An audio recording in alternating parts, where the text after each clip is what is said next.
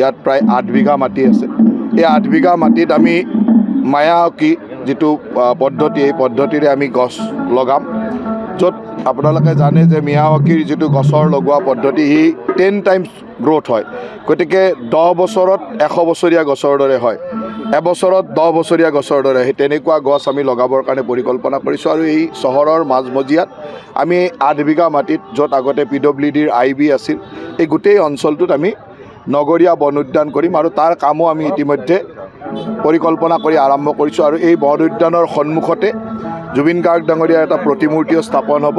আৰু এই যিখন বন উদ্যান হ'ব, এই বন উদ্যানখনৰ নাম আমি মায়াবিনী দিব বিচাৰিছোঁ। মায়াবিনী নামেৰে এই বন উদ্যানখন থাকিব। আৰু জুবিন গাৰ্গ ডাঙৰীয়াৰ প্ৰতি প্ৰকৃত শ্ৰদ্ধাঞ্জলি হ'ব বুলি মই বিশ্বাস কৰোঁ।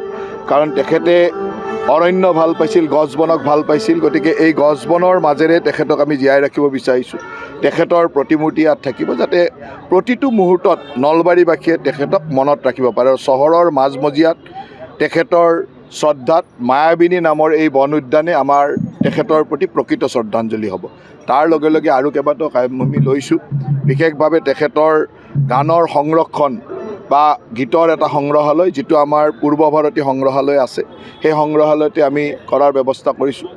আমাৰ দুগৰাকী শিল্পী আৰু এটা টীম, আমি তেওঁলোকক দায়িত্ব দিছোঁ। তেওঁলোকে এই কামবিলাক আগবঢ়াই আছে। তাৰ কাৰণে সময় লাগিব, কিন্তু সেয়াও তেখেতৰ গীতৰ সংগ্ৰহালয়টো আমাৰ তেখেতৰ প্ৰতি প্ৰকৃত শ্ৰদ্ধাঞ্জলি হ'ব।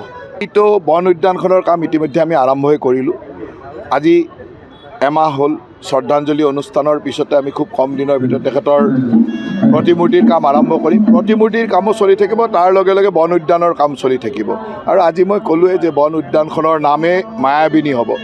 গতিকে মায়াবিনী বন উদ্যানে সদায় জুবিন গাৰ্গ ডাঙৰীয়াক নলবাৰী চহৰৰ মাজত জিলিকাই ৰাখিব, জীয়াই ৰাখিব। ইয়াত প্ৰায় 8 বিঘা মাটি আছে।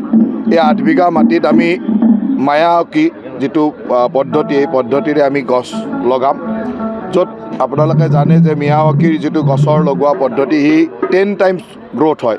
গতিকে 10 বছৰত 100 বছৰীয়া গছৰ দৰে হয়, এবছৰত 10 বছৰীয়া গছৰ দৰে। সেই তেনেকুৱা গছ আমি লগাবৰ কাৰণে পৰিকল্পনা কৰিছোঁ। আৰু এই চহৰৰ মাজমজিয়াত আমি 8 বিঘা মাটিত, য'ত আগতে PWDৰ IB আছিল, এই গোটেই অঞ্চলটোত আমি নগৰীয়া বন উদ্যান কৰিম। আৰু তাৰ কামো আমি ইতিমধ্যে পৰিকল্পনা কৰি আৰম্ভ কৰিছোঁ। আৰু এই বন উদ্যানৰ সন্মুখতে জুবিন গাৰ্গ ডাঙৰীয়াৰ এটা প্ৰতিমূৰ্তিও স্থাপন হ'ব। আৰু এই যিখন বন উদ্যান হ'ব, এই বন উদ্যানখনৰ নাম আমি মায়াবিনী দিব বিচাৰিছোঁ। মায়াবিনী নামেৰে এই বন উদ্যানখন থাকিব। আৰু জুবিন গাৰ্গ ডাঙৰীয়াৰ প্ৰতি প্ৰকৃত শ্ৰদ্ধাঞ্জলি হ'ব বুলি মই বিশ্বাস কৰোঁ। কাৰণ তেখেতে অৰণ্য ভাল পাইছিল, গছ বনক ভাল পাইছিল। গতিকে এই গছ বনৰ মাজেৰে তেখেতক আমি জীয়াই ৰাখিব বিচাৰিছোঁ। তেখেতৰ প্ৰতিমূৰ্তি ইয়াত থাকিব, যাতে প্ৰতিটো মুহূৰ্তত নলবাৰীবাসীয়ে তেখেতক মনত ৰাখিব পাৰে। আৰু চহৰৰ মাজমজিয়াত তেখেতৰ শ্ৰদ্ধাত মায়াবিনী নামৰ এই বন উদ্যানে আমাৰ তেখেতৰ প্ৰতি প্ৰকৃত শ্ৰদ্ধাঞ্জলি হ'ব। তাৰ লগে লগে আৰু কেইবাটাও কাম আমি লৈছোঁ। বিশেষভাৱে তেখেতৰ গানৰ সংৰক্ষণ বা গীতৰ এটা সংগ্ৰহালয়, যিটো আমাৰ পূৰ্ব ভাৰতী সংগ্ৰহালয় আছে, সেই সংগ্ৰহালয়তে আমি কৰাৰ ব্যৱস্থা কৰিছোঁ।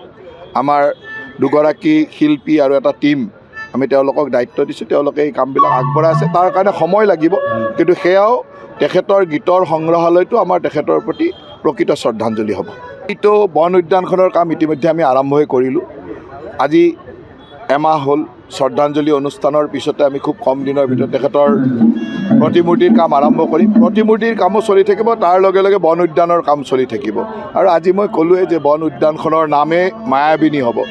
গতিকে মায়াবিনী বন উদ্যানে সদায় জুবিন গাৰ্গ ডাঙৰীয়াক নলবাৰী চহৰৰ মাজত জিলিকাই ৰাখিব, জীয়াই ৰাখিব।